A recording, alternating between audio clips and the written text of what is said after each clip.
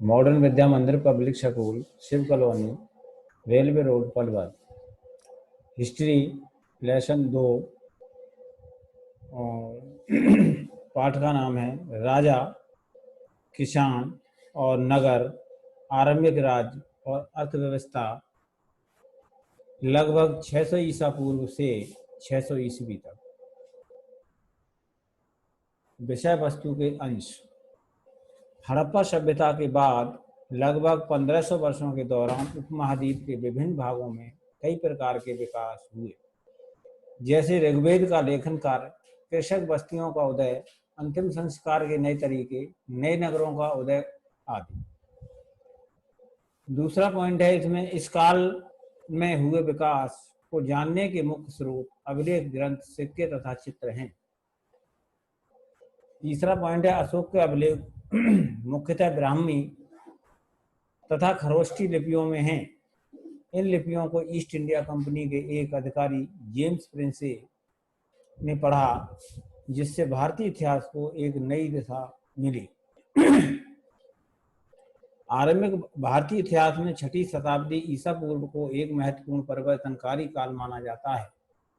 इस काल को प्रायः आरंभिक राज्यों, नगरों, लोहे के बढ़ते प्रयोग और सिक्कों के विकास के साथ जोड़ा जाता है।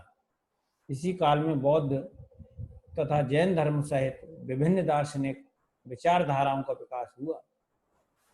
अगला पॉइंट, बौद्ध धर्म और जैन धर्म के आरंभिक ग्रंथों में महाजनपद नाम से 16 राज्यों का उल्लेख मिलता है।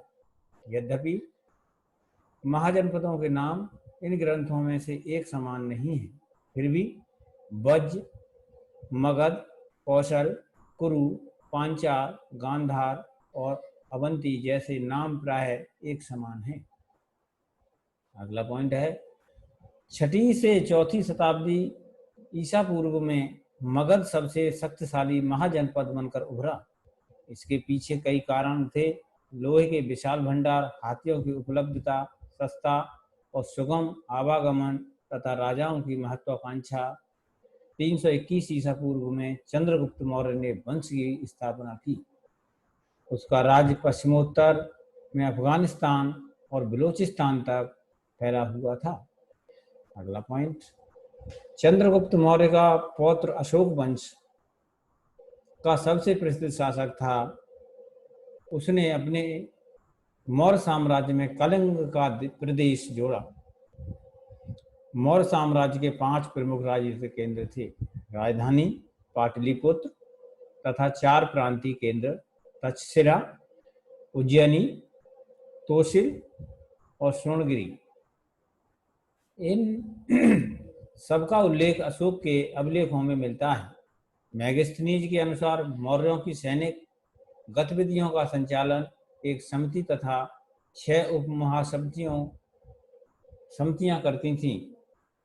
इनमें से दूसरी उपसमिति सबसे महत्वपूर्ण थी। पत्थर, धातु या मिट्टी के बर्तन जैसे कठोर सतह पर खुदे लेखों को अभिलेख कहते हैं। अभिलेखों में उन लोगों की उपलब्धियां, क्रियाकलाप या विचार लिखे जाते थे जो उन्हें खुदवाते थे। आरंभिक काल अभिलेख प्राकृतिक भाषाओं में लिखे जाते थे। प्राकृतिक जन साधारण की भाषाएं होती थीं।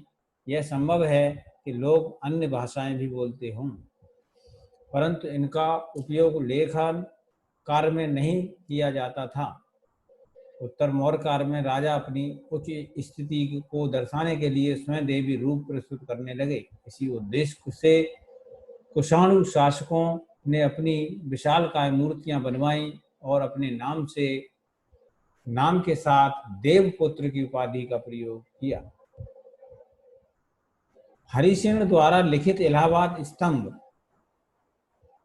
अभिलेख समुद्रगुप्त की उपलब्धियों का बखान करता है।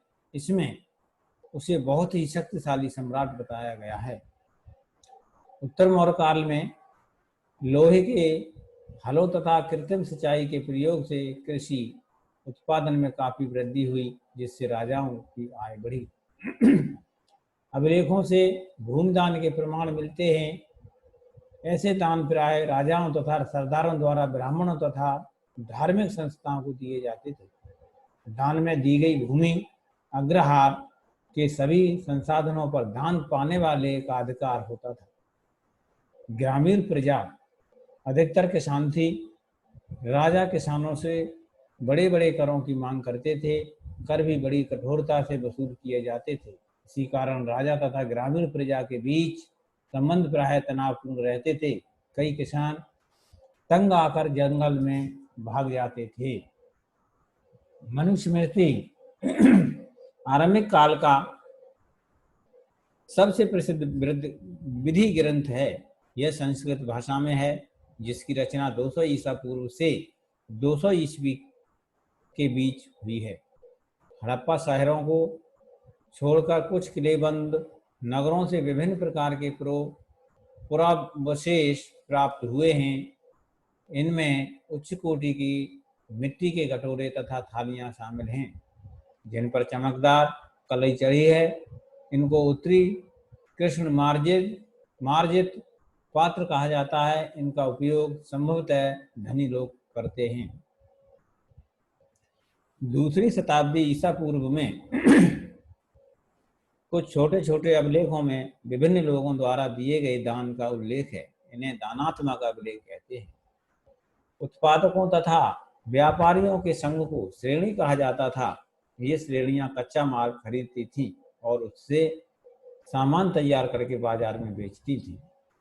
शासकों की प्रतिभा तथा नाम के साथ सबसे पहले सिक्के हिंद यूनानी शासकों ने जारी किए। वे दूसरी शताब्दी ईसा पूर्व में उपमहाद्वीप के नाम से पूर्वोत्तर क्षेत्र पर शासन करते थे। सोने के सबसे पहले सिक्के प्रथम शताब्दी ईसा पूर्व में कुषाण शासकों ने जारी किए थे। इन सिक्कों का आकार और भार तत्कालीन रोमन सम्राट तथा ईरान के पार्थियन शासकों द्वारा जारी सिक्कों के बिल्कुल समान था। अशोक ने देवान्यप्रिय तथा प्रियदर्शी उसकी उपाधियां या धारण की, या फिर अशोक ने देवान्यप्रिय तथा प्रियदर्शी की उपाधियां धारण की। देवान्यप्रिय का अर्थ है देवताओं का प्रिय, और प्रियदर्शी का अर्थ है देखने में सुंदर।